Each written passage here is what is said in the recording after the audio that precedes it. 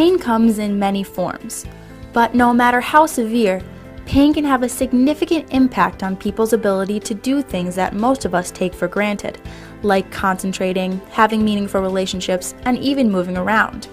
And the effects aren't only physical. Pain can lead to depression, anxiety, and high stress levels. But according to Dr. Kelly McGonigal, changing the brain may be an effective strategy for coping with pain, and it may not be as difficult as you might imagine.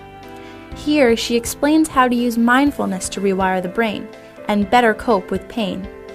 There's some really fascinating research coming out looking at using mental strategies to help people relieve both acute pain and chronic pain. And this comes from an understanding of the different systems that are involved in pain in the brain.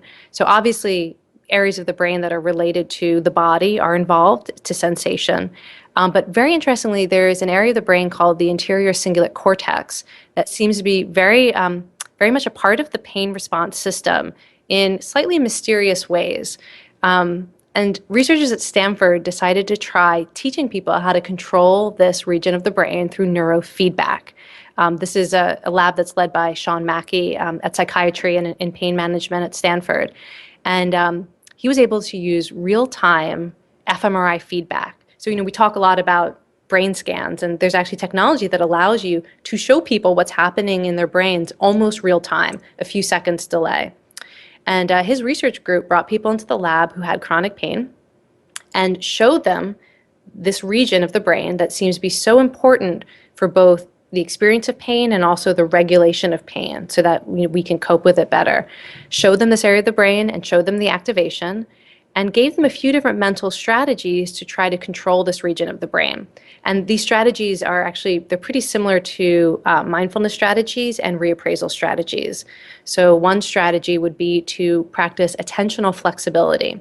So this is maybe a pain patient who has chronic back pain, and they may be asked to really pay attention to the pain in their back. What does it feel like? Now can you shift your attention to something else? Could you choose to shift your attention to a different sensation or to a different image in your mind? And practice that flexibility of going back and forth, something that you might practice in a mindfulness training.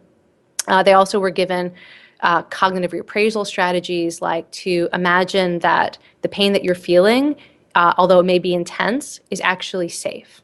Right, to try to take away the feeling of danger that we often layer on top of physical sensation that increases our pain. And so given strategies like that to imagine that it getting less intense or more intense. Just different ways of paying attention, but importantly not distracting yourself, right? It really wasn't about trying to get away from the pain. And people were allowed to use whatever strategy worked best. And everyone was able to basically control this region of the brain that so affects our experience of pain. They were able to learn it in a single session. And not only were they able to decrease their experience of pain in the laboratory session, but there was a dramatic decrease in their lived experience of pain after they learned these techniques and got the neurofeedback. Mindfulness is such an effective strategy for training the brain to cope with pain now and in the long term. And that's not the only thing it can do for people.